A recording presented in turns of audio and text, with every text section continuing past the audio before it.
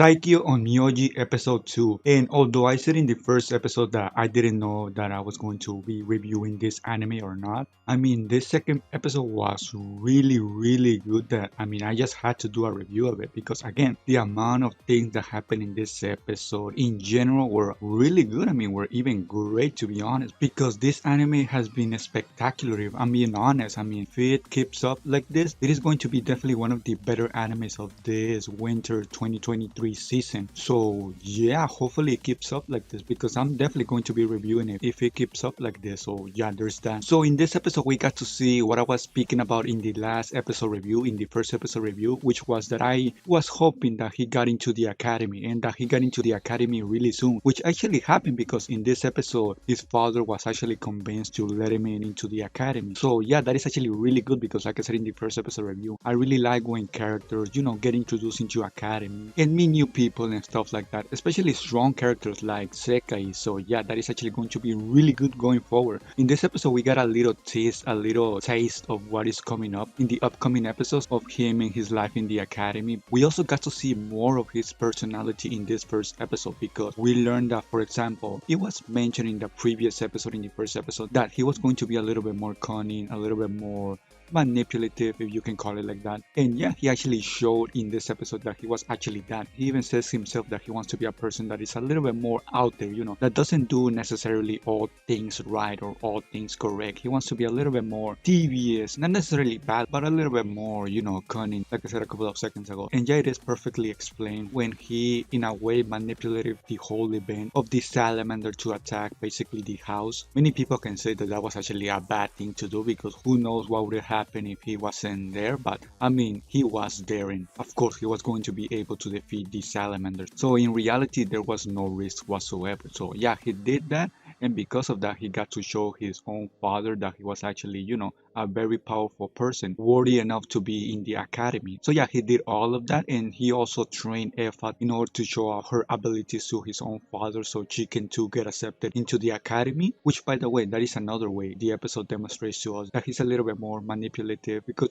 he's in a way using Eva just because she is powerful, just because she has potential. That doesn't mean he doesn't care about her, of course he does, but he doesn't have just that in mind. He has other things in mind, like for example using her for her abilities and things like that. So yeah, and yeah, the second part of the episode was basically focused on him going into the academy, traveling to get there and basically having a sort of screening into getting into the academy. And we see that apparently there are 4 elements and I guess 2 additional ones, which is dark and light. And yeah, there is this sphere, this magic or whatever you want to call it, that tells you what your affinity is. And apparently Eva, if I'm not remembering wrong, I think it was wind and fire. It was very weak, but she had them. And of course, we know that Seika doesn't have any sort of magic whatsoever. So yeah, when he put his hand on the ball, nothing came out. So that was expected. Everybody was surprised. It is kind of weird because at first everybody was saying that, oh, we should get really close to Seika because he is, from royalty. He's from a prestigious family. But when he was shown to have no affinity to any element whatsoever, everybody was talking bad about him. So yeah, we see how it went from being really nice to him to being really mean to him. We also saw, I guess you can say, the second main female protagonist of the anime, which is Amu. She is the red-haired girl that we saw at the end of the episode, and apparently she's a really strong commoner because that is how things are handled in this anime, royalty, nobility, commoner, and yeah, she is a really strong person. We see that she has affinity for all the 4 elements and maybe even light and dark. We don't know that yet, but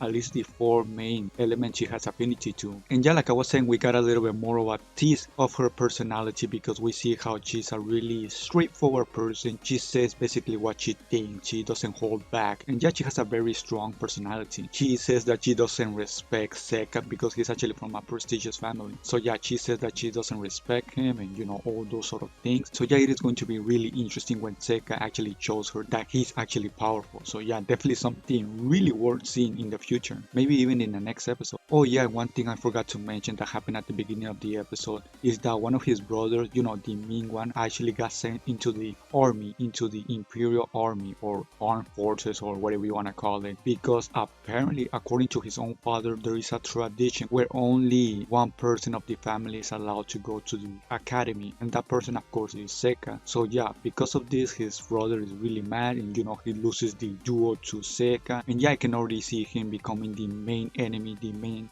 antagonist to Seika. So yeah, also pretty interesting how at the end of the episode when they were having the screening to get into the academy, Eva had no problem whatsoever into saying she was just a slave to Seika. So yeah, that is actually really interesting that she doesn't think that much of herself in relation to Seika, into her being a slave. So yeah, something that I just wanted to mention that caught my attention. Oh, and also another important thing that happened in the episode was that actually Seika is not the biological son of his own father. He's actually his uncle, because we learned that Seika is actually from his current father's brother. So yeah, that is actually really interesting. We learned that apparently he was a really free-spirited person, that he graduated from the academy and basically went into this sort of place that it is known as something really bad, and after that they never heard anything from him. I wonder if Seika in the future is going to get to know his own father, his own real father. I wonder if Seika knows that his current father is not actually his biological father. I guess I would say he probably knows, but I mean, who knows, because in one way Seika is a really mature person, but in other ways he's just a kid. Oh, and by the way, one funny fact about this anime is that actually the voice for Seika is actually Yumiri Hanamori, which is the voice for a lot of characters. One of the most important and probably known characters is Hayasaka Ai from Kaguya-sama. So yeah, that is actually really funny. I already knew that since before watching the anime, but I forgot to mention it in the first episode review. So yeah, that is actually a really interesting fact. I don't know if you all knew about it, but yeah, I think I said pretty much everything important that happened in the episode. A really great episode. I mean, these first two episodes have been really good. I cannot say this enough, but yeah, this anime has been really good until now. Of course, there's always the risk that an anime falls off,